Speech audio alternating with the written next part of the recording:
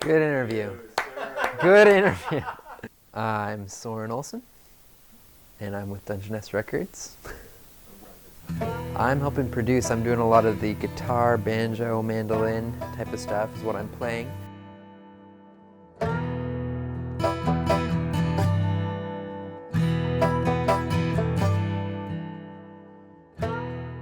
And then Braden and I are writing most of the parts.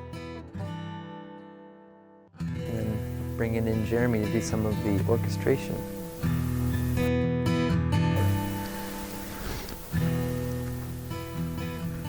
My name is Braden Torres, and thank God I don't act. No, okay, so seriously, what's the question?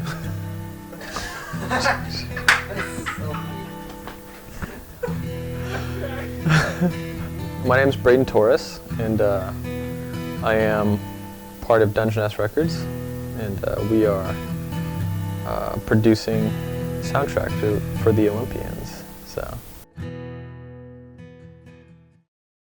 My name is Jeremy Case. I run this recording studio, and I'm the orchestral wizard.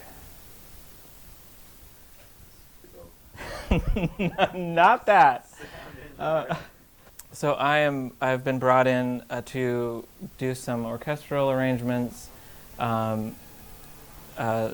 Basically, the last maybe 10% or so, Braden and Soren have done an incredible job writing a whole bunch of amazing sounding stuff. And I get to be the guy that comes in at the end and adds that extra little something.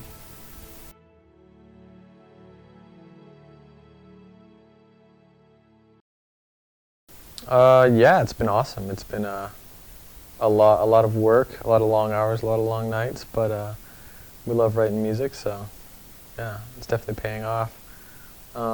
It's been a while since I've written anything, any thematic scoring or whatever. I wrote a pretty important pirate play when it's been a while since I've written anything thematic, but I love doing it. So when I got the call from Ryan, this was like a treat to do for sure. We jumped on it. So. Yeah, so Dungeness Records is writing all the music for the show, and with the help of Jeremy for the orchestration parts, and we brought in Braden's roommate Cynthia.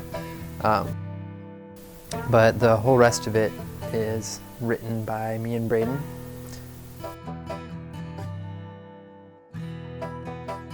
We are based out of Squim, right here in Squim, and we do all of our work here in this studio in Carlsberg. We are Olympians. I choose to do business on the Olympic Peninsula because this place is magical, basically, and because there's nowhere else I'd actually rather live. I need to be closely connected, basically, to my surroundings and to the earth, and this place offers just tons of that. So it's it's amazing to have all the oceans, all the lakes, all the rivers right next, to where you live and work, and that's really one of the most definitive properties, I guess, of Dungeness Records is we draw our inspiration, literally from the Dungeness Valley. It's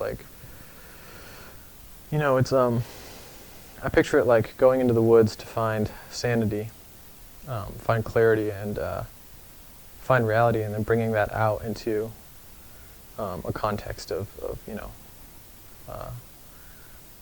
society, and mixing that with the effluence of music and culture that you can find in the cities, and trying to put together a product that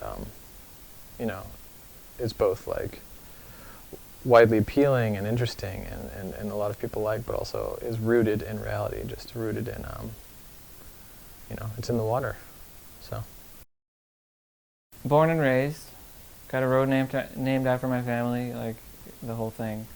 I think our family moved here right about the time that the Olympians is set in, just about, give or take 10 or 15 years. so we were one of those people that were coming out here and trying to make a home. So it's kind of cool. It's cool to be working on something where like you're watching these people and it's like, okay, in a way, like my family was maybe on the tail end of maybe not quite as brand new, but I've heard I think it was my grandpa told me one time, one of the first 100 families to settle here is what he was thinking. So it's kind of cool. So getting to kind of work on something that's set kind of when our family settled here. So especially growing up here and being going on every trail pretty much around Hurricane Ridge, and I mean just the whole thing, going out to the whole rainforest and out to the coast, and just so being in all those places and sort of close to creation in that way, and kind of away from the busyness that kind of we all get maybe a little distracted, and just being close to that, I think people move here for a reason, I think, from cities because it's there's something different about this area. The Peninsula is just I think Braden said it was magical, and I think that's kind of true. So yeah, there's definitely something cool about it and worth writing a TV series about. My personal history as a musician, well, I've been doing Dungeness Records with Braden. Been doing Dungeness Records with Braden and Jeremy for. We just realized that we started up our business a little over 2 years ago. I think 27 months ago now, and been playing music ever since third grade piano lessons, and did trombone in high school. And then kind of discovered that guitar was my main musical passion somewhere around freshman year of high school, and been kind of going with everything related to guitar, playing mandolin, banjo a lot. And we've even got a little ukulele on here. I really like pairing that with the banjo. So I spent about 15 years in theater. And I actually did, though. I started doing musical theater, and then I joined high school choir, and then I wrote a play, and then with the help of my friend Jeremy, I produced that play, and then got into college at Cornish, and then I came back to Squem because I have no money, and Cornish is really expensive, and then me and Soren started a record label, and so here we are. So I've lived here since I was born. Went away to college for a little while, and been doing music before I can remember. And my mom tells me I used to stand on the piano bench as a year and a half year old and just play the piano just so lightly and gently, and it's kind of my style anyway. And I've done CDs. I started my first CD in 1995. I'm old. I'm not that old. I was 14 at the time.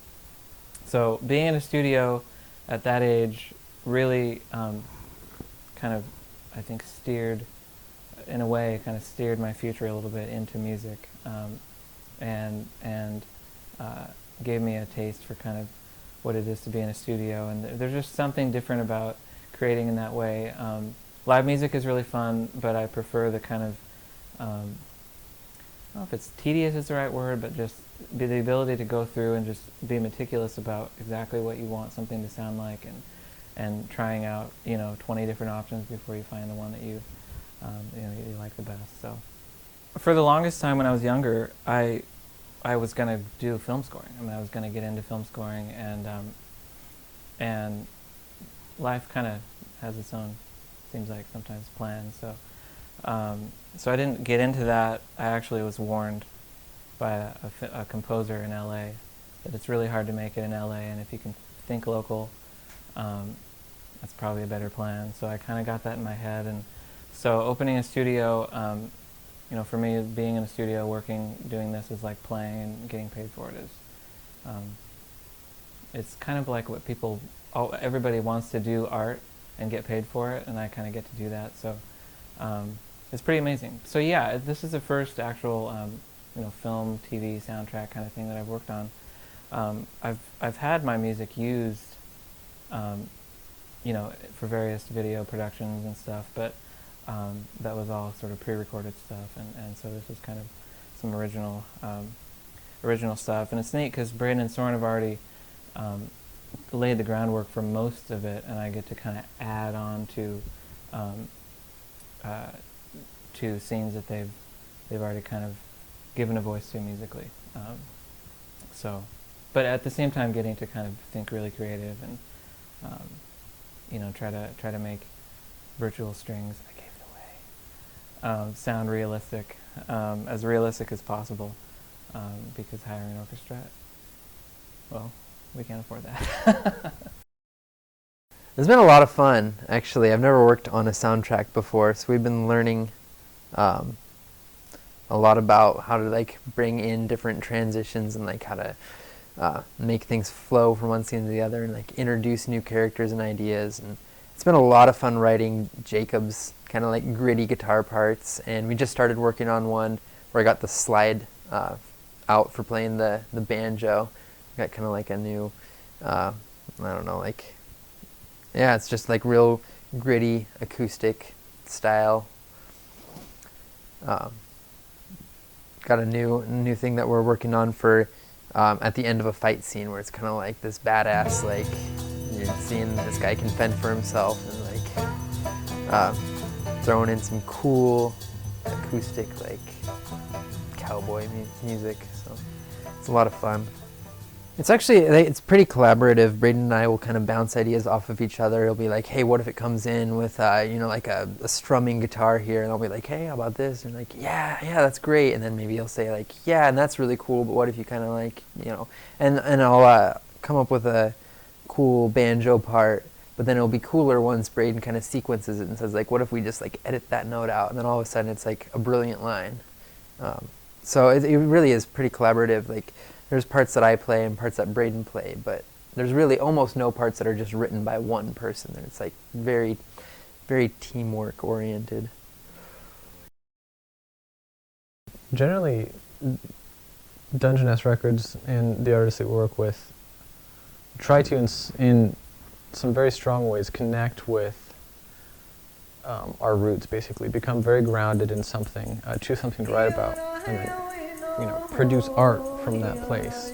So from the ground up, from being connected and grounded, and then creating something that's a lot more intellectual or ethereal, And so, I think good art is both,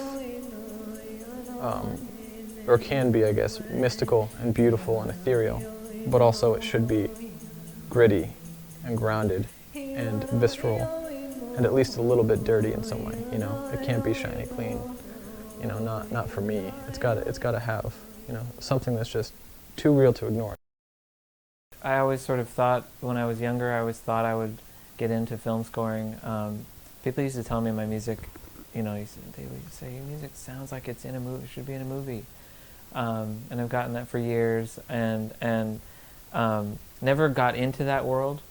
So it's fun to kind of explore that a little bit, and it's a different element than writing parts for a CD. You've got this visual, you have a story that's going on, so you can't just kind of come up with whatever. It has to make sense with what people are seeing, and hopefully not just make sense, but really bring out what they're seeing.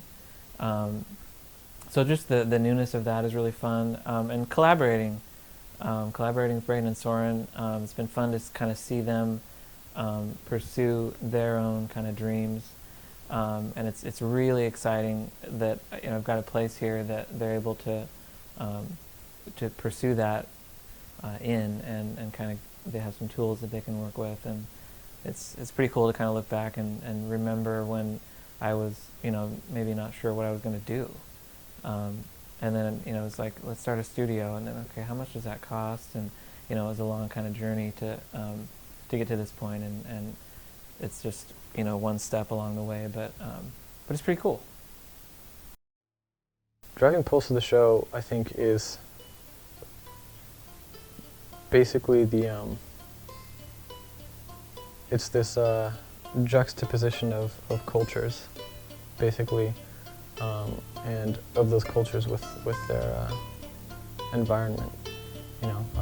This Western power and money-driven culture that kind of runs into this wildness, this frontier, and is like is met by this also Aboriginal cultures, and both of those cultures playing out their lives in the same environment in drastically different ways, and the effect and the outcome is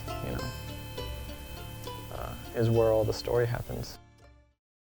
It actually feels like it flows pretty easily. I think Jacob's theme was like just kind of the first thing. I was like, okay, this guy would be like his thing. It's like just an open chord, like in your face, acoustic, like, and it's just like, yep, that's, and then built from there. And then the theme of the Olympics, and just kind of was messing around, do. And like, yeah, that feels like that's like the when people like touch on what's in this land that they're all coming to, and like the magic of this place. That's the feel that we're going for with that song.